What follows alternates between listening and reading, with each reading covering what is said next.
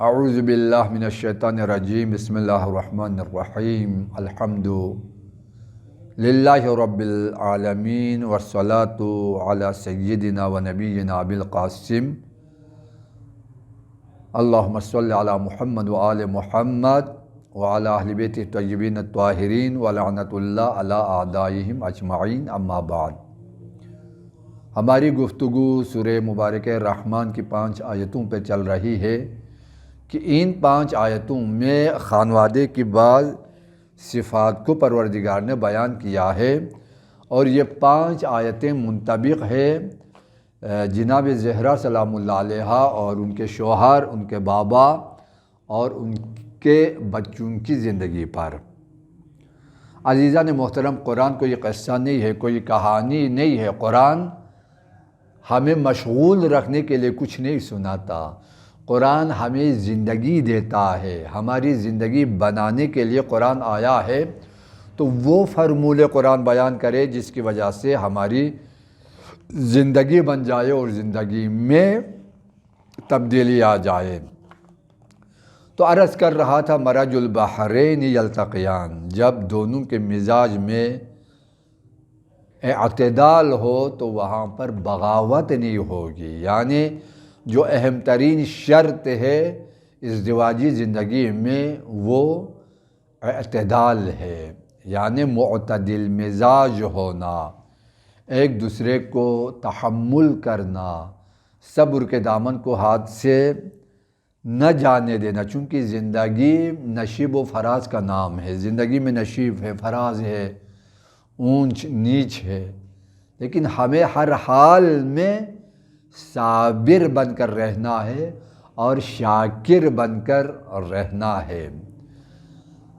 ہم صابر بن کر رہیں گے تو رفتار میں بغاوت نہ آ جائے، شاکر بن کر رہیں گے تو گفتار میں بغاوت نہ آ جائے، اور نتیجتاً ہمارے وجود میں بغاوت نہ آ جائے۔ اسی وجہ سے مرج البحرین، یہ 2 میاں بیوی ہم سب کے لیے نمونہ عمل ہے۔ کیوں؟ یہ ساتھ ساتھ چل رہے ہیں، تو یہاں سے پتہ چل رہا ہے کہ میاں اور بیوی کو ساتھ ساتھ چلنا چاہیے۔ یہ نہیں ہے ایک بہت آگے جائے اور ایک بہت پیچھے رہ جائے، نہیں۔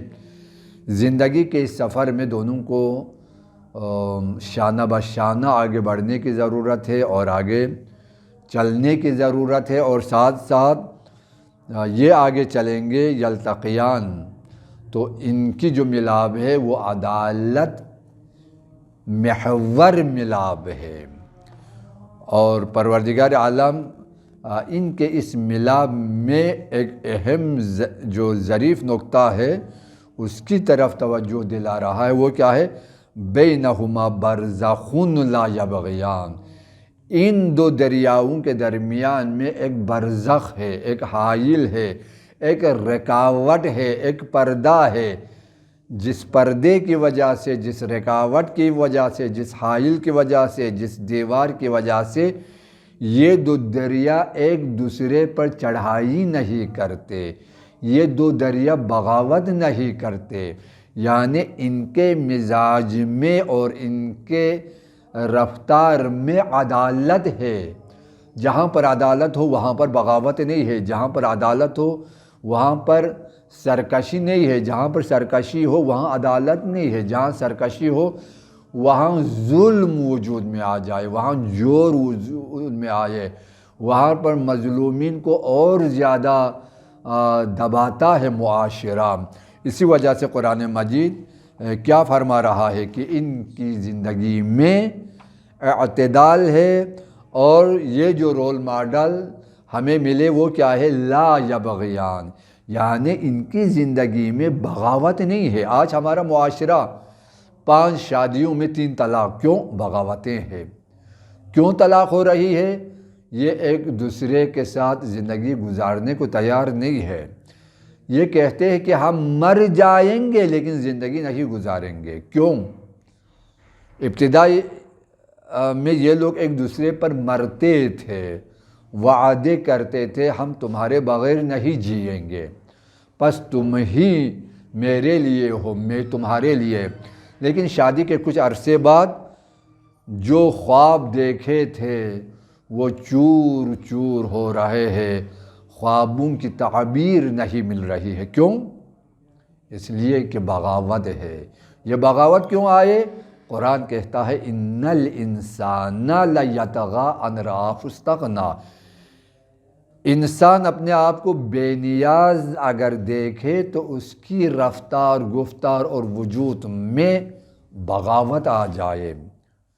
جب بغاوت آ جائے تو حقوق بھی پامال ہو جائے، حق الناس بھی پامال ہو جائے، شوہر کے حقوق کو بیوی پامال کرے، بیوی کے حقوق کو شوہر پامال کرے، خانوادے کے حقوق کو والدین پامال کرے، والدین کے حقوق کو فرزند پامال کرے۔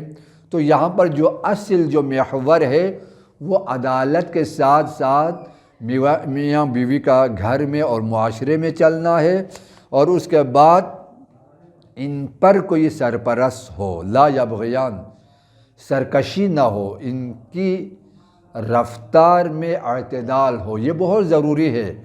معتدل میاں بیوی کی زندگی کبھی خراب نہیں ہوگی۔ کیوں؟ توقع نہیں ہے۔ کیوں؟ ایک دوسرے کی توہین نہیں ہے۔ کیوں؟ ایک دوسرے کی بے احترامی نہیں ہے۔ کیوں؟ ایک دوسرے کا احترام ہے۔ اسی وجہ سے کہا لا یبغیان، برزخ ہونے کی وجہ سے۔ البتہ برزخ کی یہاں پر دو تفسیر ہوئی ہے۔ ایک تفسیر یہ ہے کہ ذات رسول گرامی صلی اللہ علیہ وآلہ وسلم کو لیا ہے کہ علی اور فاطمہ کی زندگی اگر قیامت تک کے انسانوں کے لیے نمونہ عمل ہے تو اس کی وجہ یہ ہے کہ یہ دونوں زندگی چل رہی ہے، ان کے درمیان ذات رسول ہے، جس کی وجہ سے ان کو بغاوت سے روکے۔ یہاں سے ایک عقلی دستور ہمیں ملے، وہ یہ کہ میاں بیوی کی زندگی پر ایک ناظر کا ہونا ضروری ہے۔ میاں بیوی کی زندگی میں یا بیٹے کی طرف سے ان کے ماں باپ یا بیٹی کی طرف سے ان کے ماں باپ کی نظارت اور سرپرستی ضروری ہے، تاکہ ان کی زندگی صراط مستقیم سے نہ ہٹے۔ ان کی زندگی صراط مستقیم پر ہے۔ کیوں؟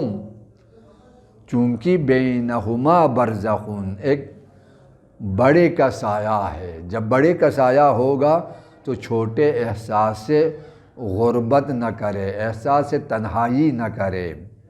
جب احساس تنہائی نہ کرے تو یہ بغاوت پر بھی نہیں اتریں گے۔ تو دوسری دلیل لا یبغیان کیا ہے؟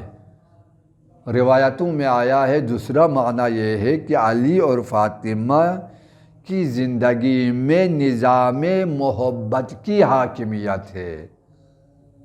الحب دائم لا ينقطع، ان دونوں کی زندگی میں محبت قائم ہے دائمی شکل میں، جو کبھی بھی منقطع نہیں ہوتی۔ کبھی بھی ان دونوں کی زندگی سے محبت ختم نہیں ہوگی۔ یہ محبت جو ان دونوں کی زندگی پر حاکم ہے، اس محبت کی وجہ سے ان کی زندگی میں بغاوت نہیں آ رہی ہے، ان کی زندگی میں کوئی شگاف دیکھنے کو نہ ملے، ان کی زندگی میں کوئی نفرت نہ ملے، ان کی زندگی میں محبت ہی محبت ملے۔ اسی وجہ سے ہم دیکھتے ہیں کہ جناب زہرا فرماتی ہے یا علی میری جان تجھ پہ قربان، میں تجھ پہ قربان، تو خوش تو میں خوش، تو غمگین تو میں غمگین، یعنی تیری خوشی میری خوشی، تیرا غم میرا غم۔ زہرا کو کچھ نہیں چاہیے، اگر چاہیے تو تنہا وجود علی چاہیے۔ یہی وجہ ہے کہ مولا علی فرماتے ہیں کہ زہرا نے زندگی میں مجھ سے کچھ بھی نہیں مانگا، کچھ نہیں مانگا۔ کیا زندگی ہے، کیا شان ہے! اسی وجہ سے فرمایا نعم العون علی طاعت اللہ، زہرا کوئی عام عورت نہیں ہے، اللہ کی اطاعت میں سب سے زیادہ میرے ساتھ جس نے تعاون کیا، جس کی تعاون اور مدد جس کی مدد مجھے شامل حال رہی وہ جناب زہرا سلام اللہ علیہا، نعم العون علی طاعت اللہ، بہترین مددگار۔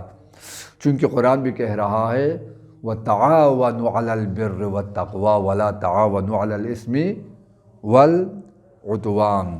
تو یہاں پر ان دونوں کی زندگی میں کسی بڑے کا ہاتھ اور اس کی سرپرستی ہے، اسی وجہ سے قرآن کہہ رہا ہے فَبِأَيِّ آلَاءِ رَبِّكُمَا تُكَذِّبَانِ۔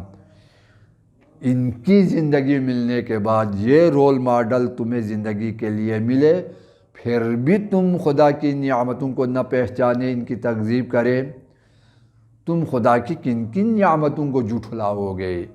یہ کتنی بڑی نعمتیں ہیں زندگی گزارنے کے لیے، زندگی کرنے کے لیے۔ ہم لوگ زندگی کرتے نہیں ہیں، عموماً ہماری زندگی گزر جاتی ہے، ہم چاہے یا نہ چاہے زندگی گزر جاتی ہے۔ یہ کوئی زندگی نہیں ہے، دراصل زندگی گزارنے کی چیز نہیں ہوتی، زندگی کرنے کی چیز ہوتی ہے۔